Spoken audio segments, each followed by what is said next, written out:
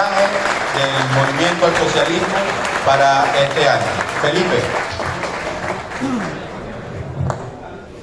¿Aló? No sirve, así sí.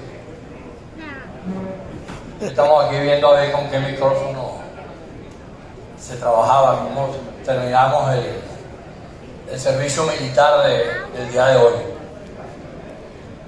En principio, bueno, creo que es básico, fundamental, el poder agradecerles a todos los que están presentes en este acto. Masistas, no masistas, ex-masistas, que vienen por ahí por el camino de retorno, que lo vamos a conseguir más adelante. Promasistas, también promasistas.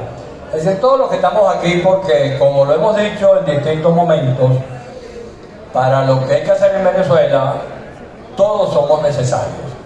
Aquí no es posible que alguien pueda estar descartando a otro porque no le gusta, porque o es del Caracas, o del Magallanes, o de La Guaira ahora, o porque son de Lara, o porque son negros, o porque son blancos. Simple y llanamente aquí todos somos necesarios.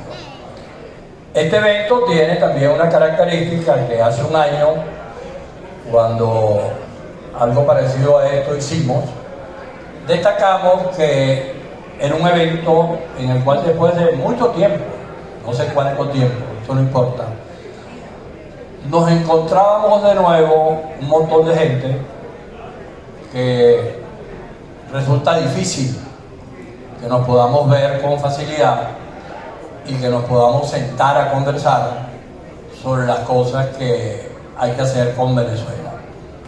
Hemos nuevamente, cuando decidimos qué acto hacer, dijimos, bueno, vamos a convocar a todo el mundo.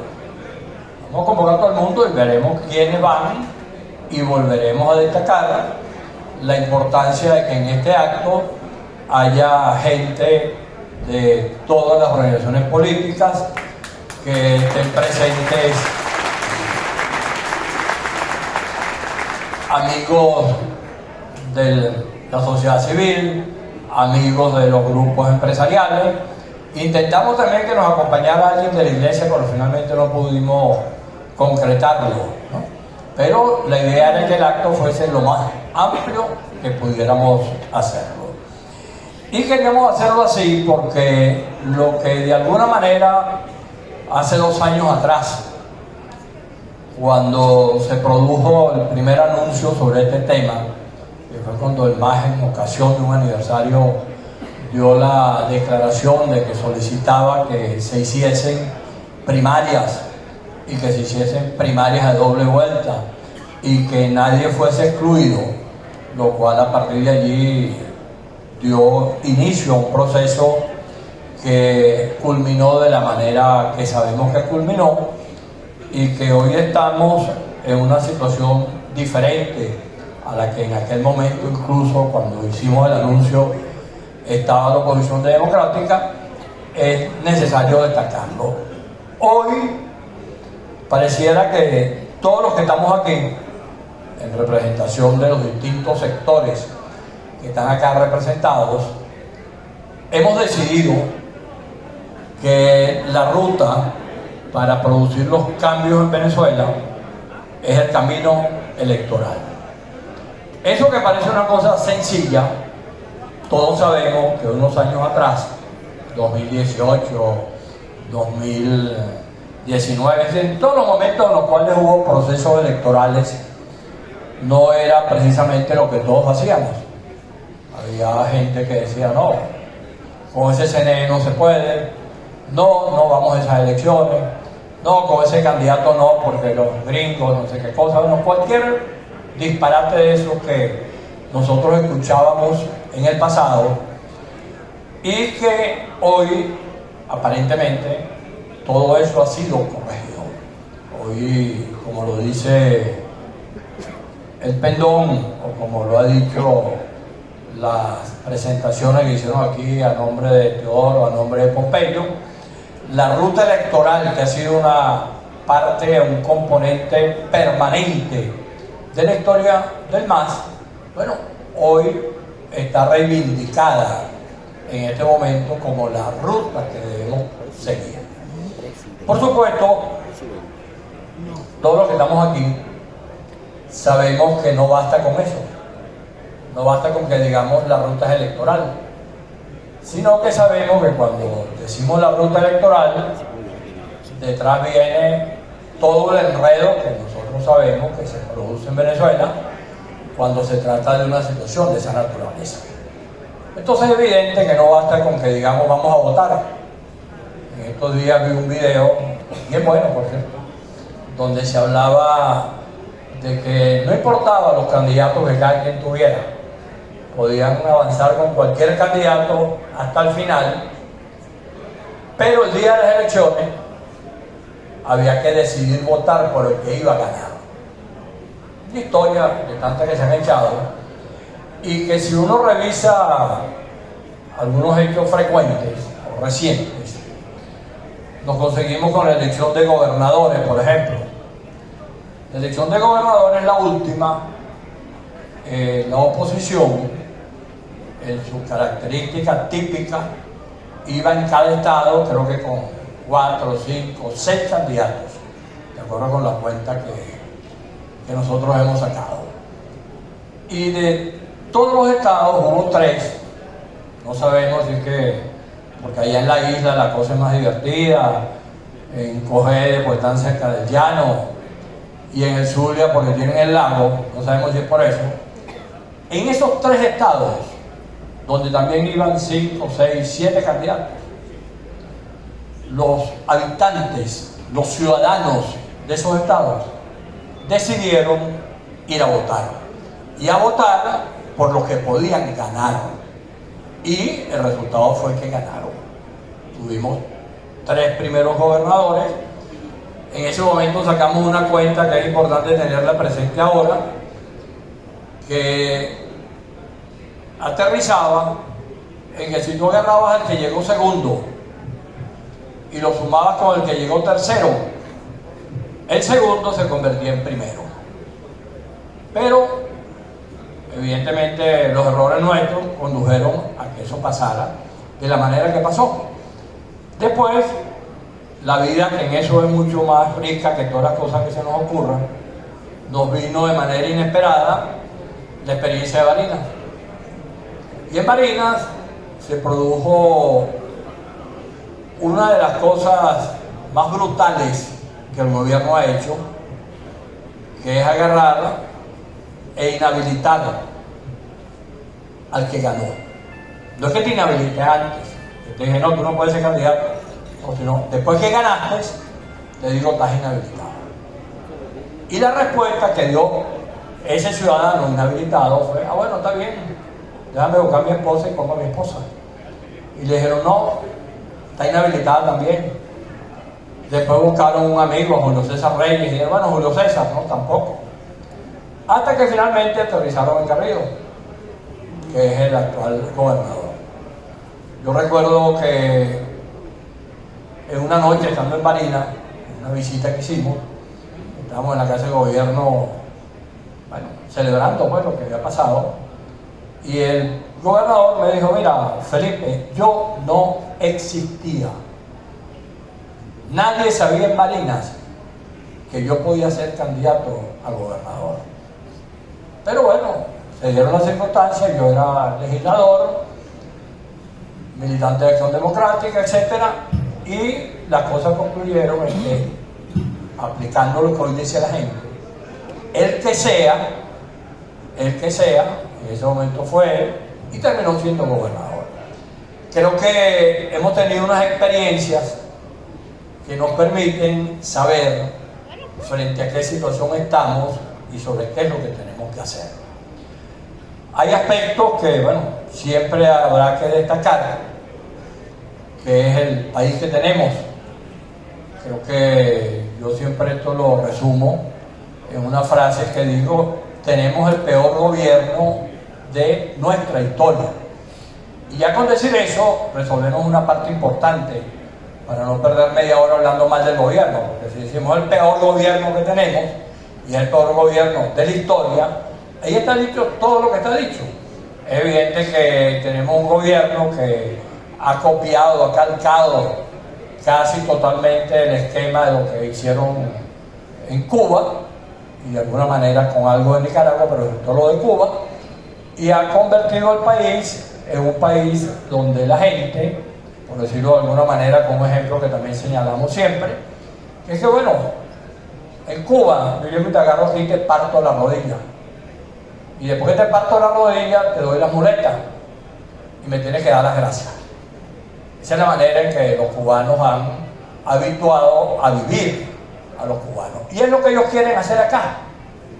Ellos, cuando andan en todo el esquema del salario, cuando hacen todo lo que dicen, cuando se van convirtiendo paulatinamente y cada vez más en un gobierno más agresivo, más violento, es porque ellos saben que se la están jugando completa, porque saben que están en minoría, saben que su arma principal para tratar de ganar es hacer lo que han hecho en el pasado, que es dividir a la oposición o tratar de que la oposición sea abstencionista, o las dos cosas a la vez. Estos son abstencionistas, estos van con 6 candidatos y yo voy con un solo candidato y gano siendo minoría.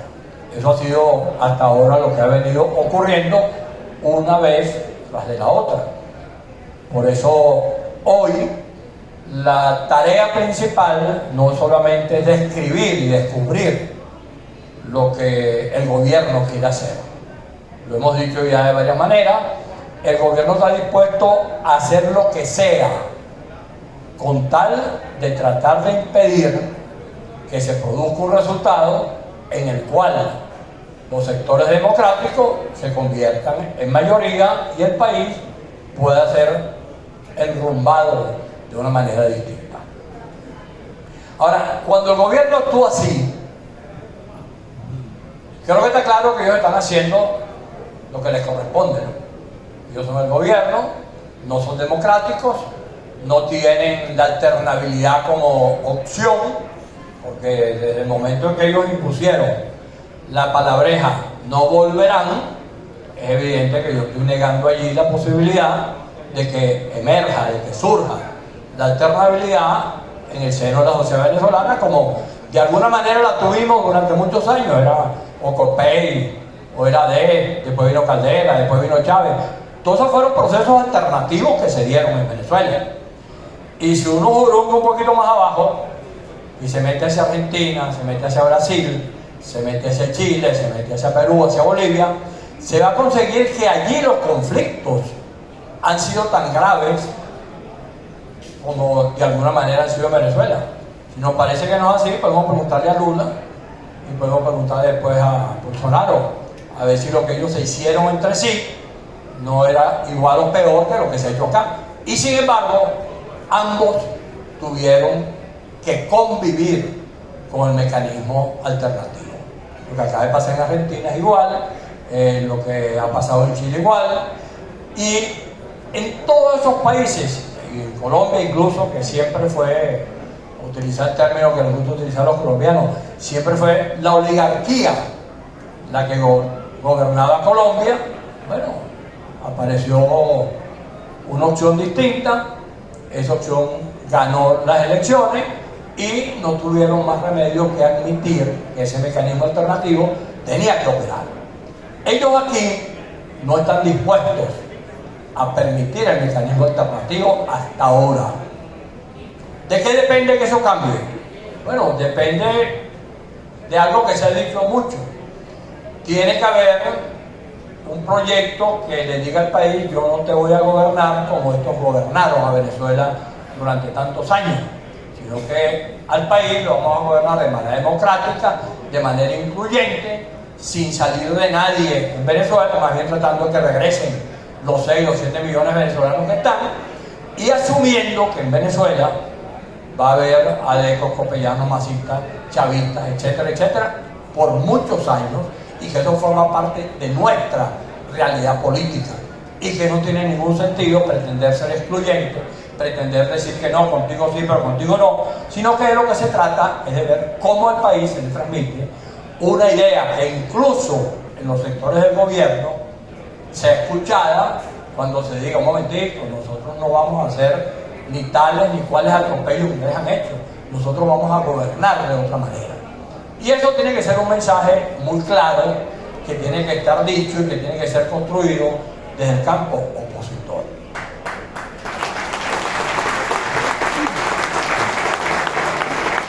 De la misma manera, además de hablarle al gobierno y a los sectores de la sociedad venezolana, y no solamente al gobierno, acordémonos que hay chavistas por todos lados, y hay unos cuantos millones de venezolanos que siguen creyendo en eso. Entonces no solamente hablarle al gobierno, sino hablarle a esa parte de la sociedad venezolana, que cada vez es menos, pero que todavía es un pedazo sumamente grande. Pero además de hablarle al gobierno, entonces tenemos el otro problemita, la otra tareita. ¿Cómo hacemos para hablarnos entre nosotros? ¿Cómo hacemos, por ejemplo, para que Alvarado, que está aquí, ¿quién se hizo Mercedes? Se me fue. Mercedes estaba por aquí. Se sienten y conversen. ¿Cómo hacemos para que Zambrano, que está aquí, y aquí está Luis, el burro Martínez, se sienten y conversen? ¿Cómo hacemos para que tantos factores que dan así, ¿quién? Fanny y Rico, que están allí, que vienen ambos de una situación parecida? Bueno, y así podemos seguir enumerando y a lo mejor no terminamos. ¿Cómo hacemos para que eso se haga? Porque si eso no se hace, si por ejemplo lo que ocurrió el día de la primaria, gana María Corina como ya se sabía que iba a ganar, de la manera que ganó. ¿Qué le costaba a María Corina el día 24? El 23 fue la primaria, el día 24, decirle al país, los convoco a todos para poder producir los acuerdos que son necesarios. ¿Cuáles acuerdos? Bueno, la política en esa materia es infinita, porque la política la inventamos los seres humanos, no para resolver las cosas fáciles, sino para resolver las cosas que parecen imposibles de resolver. Para eso es la política. Entonces, si la política es para eso, y nosotros sabemos, porque aquí, para hablar de lo que estamos aquí, hay un cúmulo de experiencia que sabe exactamente de qué se trata y de qué estamos hablando. ¿Por qué que nosotros no podemos dar los pasos que hoy es imprescindible dar? Porque, vamos a decirlo de una manera directa, María Corina es en este momento la candidata que más fuerza tiene, indiscutiblemente, en términos de la opción de hoy. Pero sabemos que sobre ella existe una amenaza que si se concreta, tiene que tener una respuesta del resto de la sociedad para que ella y el resto de la sociedad podamos decir, pasó esto, pero nos metemos por este camino. Porque si no lo hacemos así, el gobierno va a seguir apostando a lo que quiere apostar, que es seguir insistiendo en el camino de la división, en el escenario de sacarte del juego y esperando siempre una respuesta que sea la que ellos buscan, que venga la abstención o que venga cualquier otra decisión. Yo coloco como ejemplo de lo que le está haciendo el gobierno a María Corina, lo que aquí se hizo en el año 98, cuando era Chávez candidato. Cuando Chávez era candidato, tenía ya las elecciones ganadas.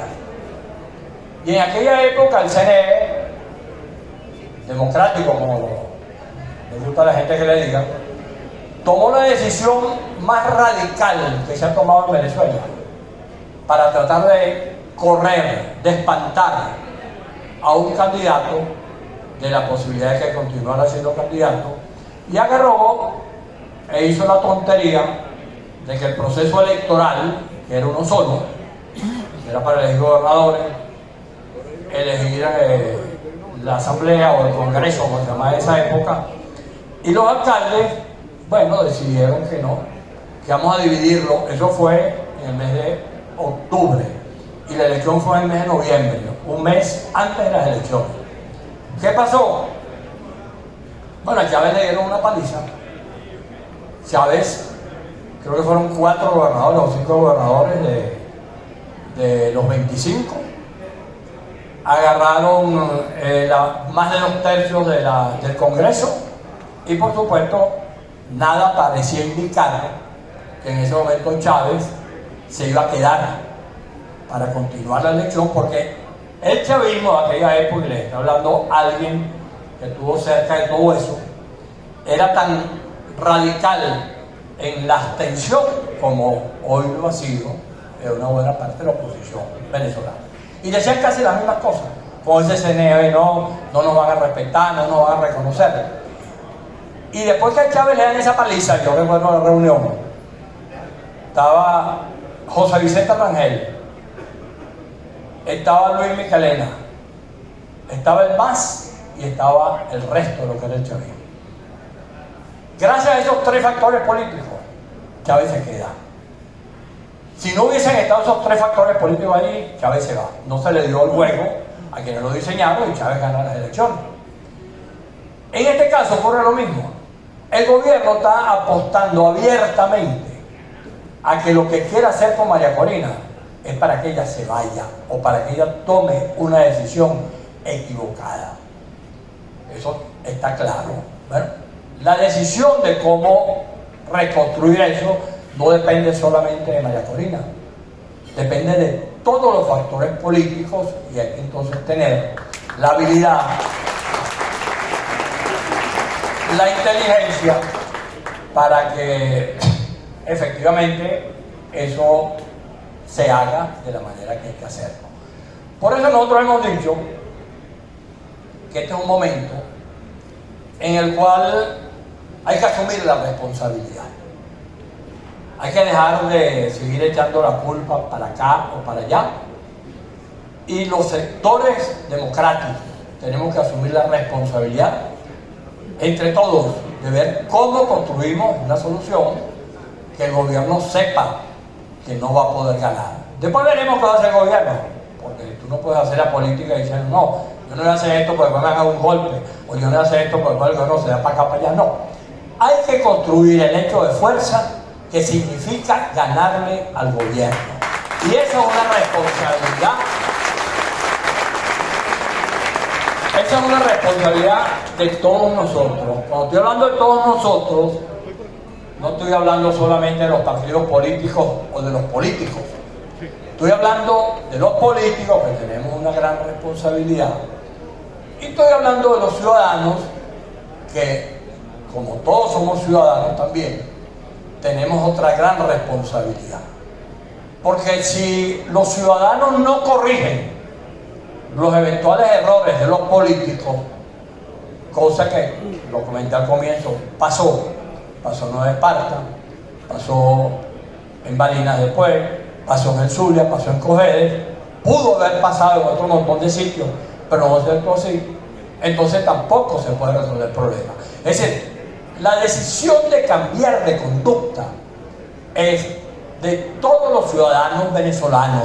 No solamente es el cuento de que los políticos se equivocaron, hay tales candidatos. Siempre habrá la posibilidad de que en el momento de votar cada ciudadano corrija y pueda identificar, como ocurrió en Barinas, dónde está la opción de ganar, y es un trabajo que tenemos que hacerlo entre todos. Nosotros hemos decidido seguir haciendo lo que hasta ahora viene haciendo el MAS en materia de este tema electoral, seguir tratando de contribuir a ver cómo logramos entre todos resolver ese problema. Sabemos que por supuesto no es fácil, vamos a seguir insistiendo, vamos a promover las conversaciones, las reuniones, lo que haya que hacer, además con quien sea necesario hacerlo, para que pueda Venezuela, en esta oportunidad en que las cosas están demasiado claras y si esa mayoría se organiza, se estructura y avanza, podamos entonces buscar efectivamente la salida que nosotros tenemos que construir. El llamado del MAS, y en eso tuvimos el fin de semana en lo que yo llamo nuestro aquelarre. El aquelarre es la fiesta de brujos, que es el MAS. Estuvimos sábado y domingo conversando y discutiendo el tema. Llegamos a la conclusión de que lo que teníamos que transmitir al país era la ratificación de que la ruta es electoral, la afirmación de que en este momento la responsabilidad principal de construir lo que hay que construir está en nuestras manos y que tenemos que impedir a todo evento que las marramucias, lo que se le ocurra hacer al gobierno, hay que estar preparado para derrotarlo, y ese es nuestro llamado. Muchas gracias. Muchísimas gracias al secretario general Felipe Mujica. Le voy a pedir que nos quedemos acá para cantar cumpleaños al Movimiento al Socialismo.